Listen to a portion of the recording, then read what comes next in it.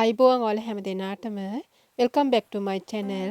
So today I would like to share with you how to make this beautiful and elegant dress. ඉතින් රැඳිලා ඉන්න video එක අවසන් වනතුරු ඔයාලටත් පුළුවන් ඔයාලගේ අතින්ම මේ ලස්සන ගවුම පහසුවෙන්ම නිර්මාණය කරගන්න. ඉතින් මේ සඳහා මම අද පාවිච්චි කරන්නේ මද බුරුල්ලක් සහිත බේසික් බ්ලොක් එක. ඉතින් තවමත් ඔයාලා ඒ වීඩියෝ එක බලලා නැත්නම් ඔයාලට පුළුවන් මුලින්ම ඔයාලගේ මෙම්මට බේසික් බ්ලොක් එක හදලා ඊට පස්සේ මේ ගවුම පහසුවෙන්ම නිර්මාණය කරගන්න. ඉතින් මේ විදිහට මගේ ඉදිරිපස පළුව මම නිර්මාණය කරගන්නව නැම්මකට මම තනි පළුවට තමා මුලින් නිර්මාණය කරගන්නේ. ඉතින් ඔයාලට ගවුමේ දිග සඳහා කැමති උසක් ගන්න පුළුවන්. මම අඟල් 29ක් තමයි මගේ ගවුමේ උසට ගන්න. ඉතින් මේ විදිහට ඉනර් ඩාට් එකත් සයිඩ් ඩාට් එකත් මගේ ගවුමට මම ඇතුළත් කරලා තියෙනවා. ඉතින් සාය කොටසේ ඩාට් එක මම අලව ගන්නවා. හැබැයි මම කඳ කොටසේ ඉන ඩාට් එක මහ ගන්නවා. ඒ වගේම අංශ ඩාට් එකත් මහ ගන්න. ඉතින් මෙතන බුරුලක් ඇතිව තමයි අපි මහ ගන්න. ඉතින් ඔයාලට විවරයක් අවශ්‍ය වෙන්නේ නැහැ. ඔයාලට අකමැති නම් ඔයාලට පුළුවන් සයිඩ් ඩාට් එක නොදමා ඉන්න. ඉතින් මෙතනදී අපි බ්ලොක් එක හදලා තියෙන්නේ සයිඩ් ඩාට් එකත් එක්ක හින්දා මම මගේ සයිඩ් ඩාට් එකත් මහ ගන්නවා. ඉතින් මේ විදිහට ඩාට් දෙක මම ලකුණු කරගත්තා. දැන් අපිට අවශ්‍ය වෙනවා අපේ කඳ කොටසයි සාය කොටසයි වෙන් කරගන්න. ඉතින් ඊට කලින් මම කර පළලින් අඟලක් වැඩි කරගන්නවා. දැන් අපි මේ විදිහට සාය කොටසයි කඳ කොටසයි වෙන් කරගන්නවා. ඊට පස්සේ ඔයාලට සාය කොටසත් මේ විදිහට වෙන් කරගත්තට පස්සේ මේක අපි තීරු කරගන්නවා. මේ අපි පහළ සිට ඉහළට වෙන්න ඕනසේ කපා ගන්නවා. පහළ සාය ඉන ඩාට් එක අපි වසා ගන්නවා. කඳ කොටසේ ඉන ඩාට් එක ඒ වගේම අංශ ඩාට් එක ඔයාලට මහ ගන්න පුළුවන්. මෙතනදී මතක තියාගන්න ඔයාලා කර පළල අඟලකින් වැඩි කරගත්තා ඉදිරිපසින් ඒ වගේම පිටුපසිනුත් ඒ අඟලම වැඩි කරගන්න පුළුවන්. ඉතින් මෙතන විවරයක් අවශ්‍ය වෙන්නේ පිටුපස කර ගැඹුරත් ඔයාලා අඟල් දෙකක් හෝ තුනක් වැඩි කරලා ගන්න පුළුවන් කැමති නම්. ඉතින් මේ තියෙන්නේ අපේ සාය කොටස හදාගත්ත බ්ලොක් එක. දැන් අපි මේ ඩාට් එක කපා ගන්න ඕනේ. මේ ඩාට් එක කපලා ඊට පස්සේ අපි මේ විදිහට මුලින්ම ඉන ඩාට් එක වහ ගන්නවා. එතකොට අපිට ඒ ලයින් හැඩයක් ඇති වෙනවා.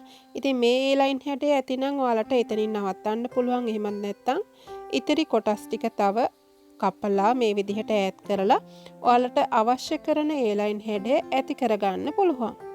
ඉතින් මෙතනදී මට ගොඩාක් ලොකු ඒ ලයින් හැඩයක් අවශ්‍ය නැති ඉඳ මම මේ ඊර කපා ගන්න නැහැ. ඊට පස්සේ ඔයාලා මේක නැම්මට තියලා තමයි හදා ගන්න ඕනේ. ඉතින් මමතක කරන්න එපා. මම මේවට මෙහුම් වාසි තියාගන්න නැහැ. අනිවාර්යයෙන්ම රෙද්ද මත තියලා කපා ගන්නකොට ඉනට අඟල් භාගයයි අංශයට අඟලක් පහළට අඟලක් මෙහුම් වාසි තියාගන්න අවශ්‍ය වෙනවා.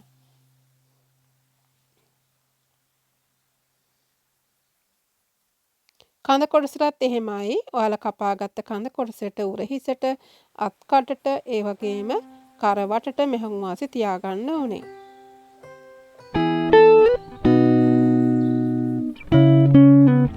දැන් ඉන ඩාට් අංශ ඩාට් එකත් ඔයාලට මහ ගන්න පුළුවන්.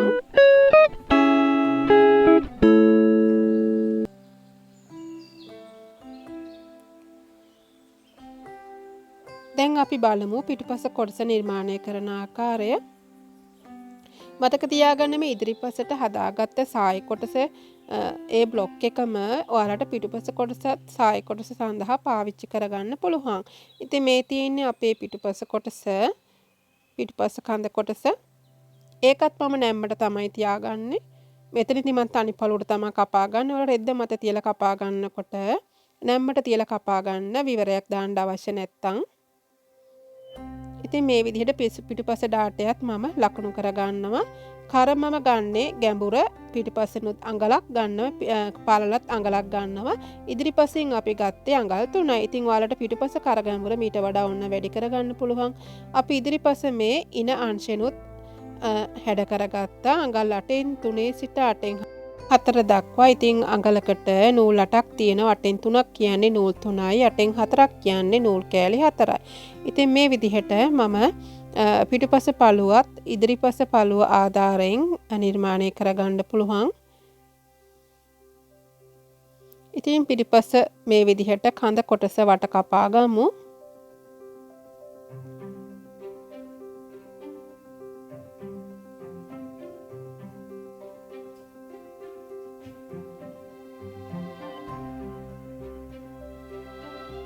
දැන් මෙතනදී බලන්න අපිට අවශ්‍ය වෙනවා මේ බෙල්ට් කොටස නිර්මාණය කරගන්න.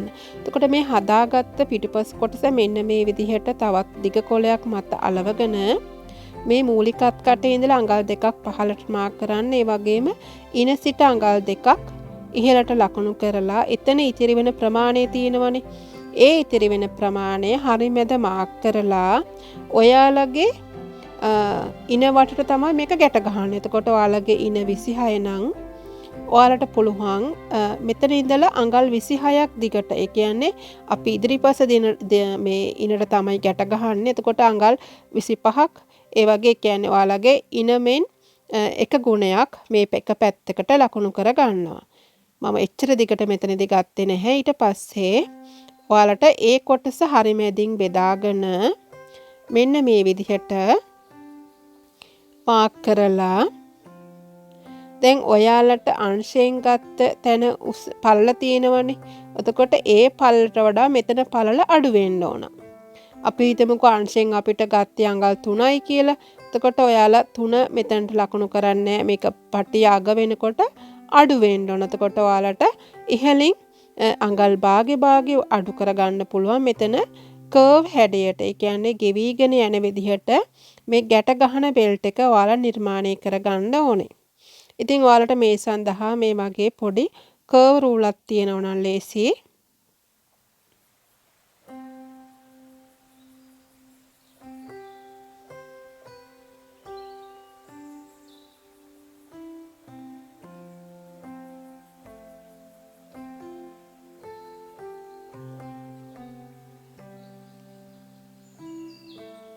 ඉතින් මෙන්න මේ ආකාරයට ඔයාලා බෙල් කොටස හදා ගන්නවා.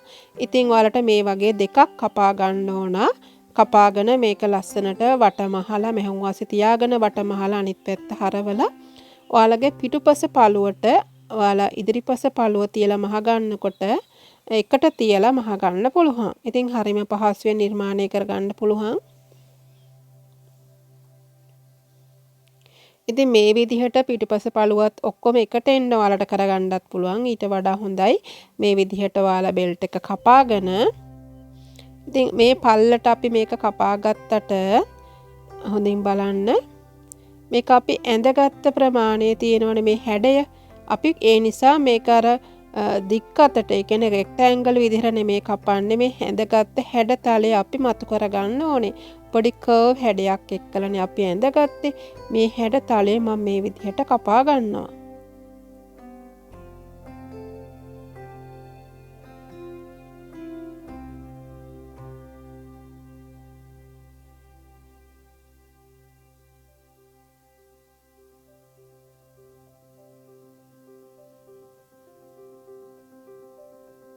ඉතින් මේ පටිය ඔයාලා ඉන ප්‍රමාණයෙන් එක ගුණයක් දාගත්තාම එක පැත්තට ඔයාලට හොඳට ගැට ගහ ගන්න බෝ එකක් එක්කලා හොඳට තියෙනවා. ඉතින් මේ විදිහට අපි අත් කටත් වට කපා ගන්නවා. දැන් ඔයාලට පුළුවන් මේ බෙල් කොටස කපලා ඉවත් කරලා එකට ලයිනින් දාගෙන වෙනම පටිය හදාගෙන අවසානයේ අංශ මහනකොට ජොයින් කරගන්නත්. එතකොට මේ විදිහට අපිට මේක හදා ගන්න පුළුවන්. එහෙම නැත්නම් ඔයාලට තනි පළුවට හදා ගන්නත් පුළුවන්. ඉතින් ඒක ටිකක් අර ටයිම් කන්සියුමින්. ඒ නිසා ඔයාලට මේ විදිහට හදා ගන්න පුළුවන්.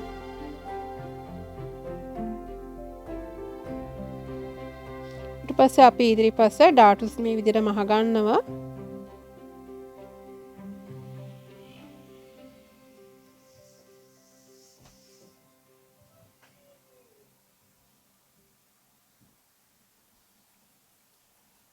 දැන් අපි මේ හදාගත්ත බෙල්ට් එක තියෙනවනේ. ඒ බෙල්ට් එක මේ විදිහට ලයිනින් කරලා අවසානයේ අපි අවශ්‍ය තැනට මේ අංශ මහනකොට අපිට සම්බන්ධ කරගන්න පුළුවන්. ඉතින් මේ වගේ ලස්සන තවත් සංකීර්ණ මෝස්තර වලට පුළුවන් මගේ දෙසැම්බර් මාසේ පටන් ගන්න පාටි ඩ්‍රෙස් කෝස් එකට සම්බන්ධ වෙලා ඉගෙන ගන්න. ඒ වගේම ඩාට් මිනිපුලේෂන්, ඒ වගේම ඇඳුම් සයිසස් කරගන්න අලුත් ගෲප් එකක් පටන් ගන්නවා. ඒ වගේම දැනට නිමා වෙච්ච කෝසස් ගොඩක් තියෙනවා. ඒ කෝසස් වල වීඩියෝස් ඔයාලට මුදල් ගෙවලා ලබා ගන්න පුළුවන්. වීඩියෝස් ඔයාලට මාස 3ක් දක්වා තියාගෙන පාඩම් වැඩ කරන්න පුළුවන්. ඉතින් මොකක් හරි ගැටලුවක් තියෙනවා නම් අනිවාර්යයෙන්ම ඔයාලට පුළුවන් ටෙක්ස්ට් කරන්න. මම පැය 24ක් ඇතුළත අනිවාර්යයෙන්ම ඔයාලට කෝල් බෑක් කරනවා. ඉතින් මේ විදිහට අපි හදාගත්ත බෙල් කොටස අන්සිට තියලා ඔයාලට පුළුවන් මහගන්න අමතක කරන්න එපා. උරහිස්සෙම මහලා ඒ වගේම පේසින් කොටස් කරට අල්ලලා අවසානයේ තමා මේ අංශ මහ ගන්න ඕනේ. ඒ වගේම කපාගත්ත මේ අපේ සායි කොටසත් අපි අර විදිහටම හදාගෙන අංශ මහලා ඉන වටට අල්ල ගන්න පුළුවන්. ඉතින් මේ විදිහට පිළිවෙලට ඔයාලගේ උරහිස්සෙම කලින් මහලා අත් කොටසත් අල්ලලා තමයි අවසානයේ ඔයාලට මේක කරගන්න ඕනේ. ඉතින් අපි බලමු කොහොමද අපි අත් කොටස නිර්මාණය කරගන්නේ කියලා. ඉතින් මෙතනදී මම අත හදා ගන්න ආකාර දෙකක් ඔයාලට කියලා දෙනවා.